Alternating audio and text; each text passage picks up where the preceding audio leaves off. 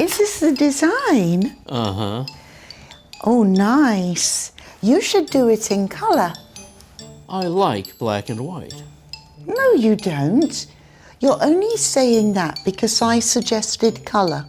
Well, you're always wrong. So whatever I say, you're always going to disagree. Yes. You know, you're absolutely right. Really? Yeah, black and white is perfect. You think so? Yeah, don't change a thing. Then I'm going to make it in color. Okay. What just happened there?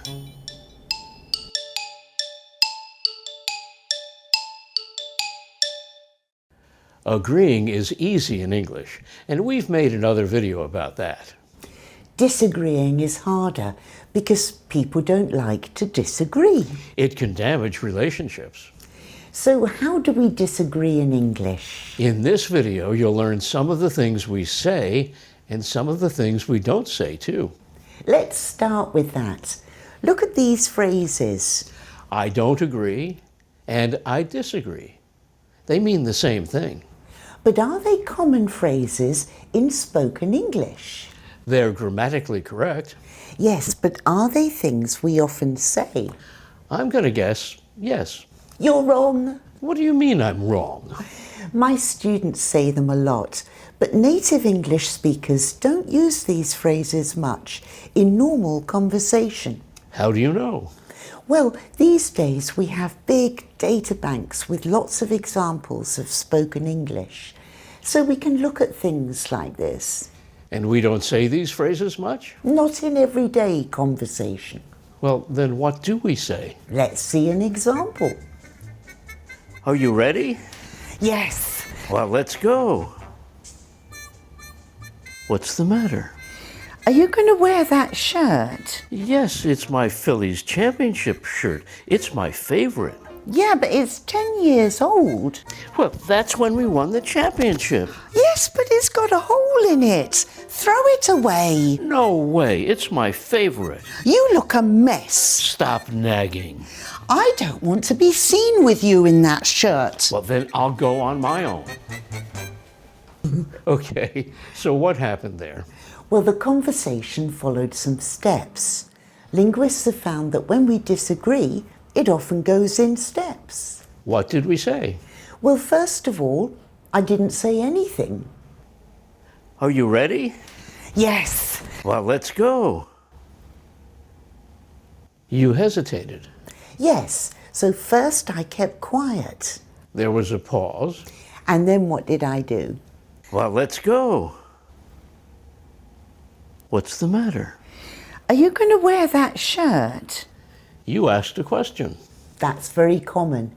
Instead of disagreeing, we ask questions. Challenging questions. And then what did you say? Are you going to wear that shirt? Yes, it's my Phillies championship shirt. It's my favorite. Yeah, but it's 10 years old. Well, that's when we won the championship. Yes, but it's got a hole in it. You said yes, but, and raised an objection. Yeah. Yes, but means no? Uh-huh. Yes, but is the most common phrase we use to disagree. And then after that, we got into a fight. Yes, once it's clear there's disagreement, we say what we really think. So there were 4 steps. Hesitating, questioning, yes, but, and then the fight. We don't always take every step, but it's a typical pattern. We start slowly and build. Maybe you do this in your language too. Agreeing is easier. We can just say, you're right, and nobody gets upset. Yeah. Disagreeing is harder because we're saying someone's wrong or different. Linguists call disagreeing a dispreffered response. We prefer to say, yes, you're right. How about if we say, I'm sorry, but I disagree, or I'm afraid I disagree? So add an apology. It softens the disagreement. Yes, but again, it's not frequent in normal conversation, so it could sound weird. We normally say something like, yes, but instead. So let's go back to these phrases. Are there any situations where we do use them? Perhaps a formal meeting. They sound formal. Excuse me, Ms. Chairperson, I disagree. Yeah, or if you're taking part in a political discussion on a television talk show, politicians often say them. We can afford to make these investments. Now, I know there are Republicans in Congress who disagree with my approach. We can afford to make these investments. Now, I know there are Republicans in Congress who disagree with my approach. Notice what Obama did here. He used the verb disagree to report other people's opinions. He wasn't saying, I disagree with you. He was reporting what other people think. Here's another example. This is the camera we should buy. Oh, I see. And what does Kathy think? She thinks we should buy this camera. Oh, so she doesn't agree with you? Yeah, but Kathy doesn't know anything about cameras. So if we're reporting someone else's opinions, we'll say they don't agree or they disagree. Yes. Disagree is often a reporting verb, and we use it when we want to be explicit. Being explicit means being extra clear about what we mean. That might happen if there's a misunderstanding. So this camera costs $5,000. Yes, it's a high-end camera with all the features we need. But this one only costs $2,000. Yeah, but it can't shoot slow motion. I don't think we need that. Exactly. We don't need the cheaper camera. No, I mean, I don't think we need slow motion. I don't agree with you. You think we should get the cheaper camera? Yeah. No. So we misunderstood one another there. Yes, I had to be extra clear. And that's why you said, I don't agree with you. Yes. These phrases are formal and explicit, so be careful. A lot of students overuse them. Don't use them too much. When we disagree, it's much more common to hesitate, question, say yes but, and add that objection. Okay, let's see another example of that.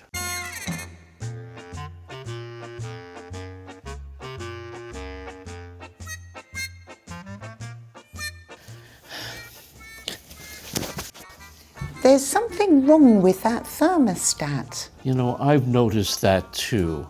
The temperature keeps shooting up. Did you say up? Yes. That's weird. I thought it went down.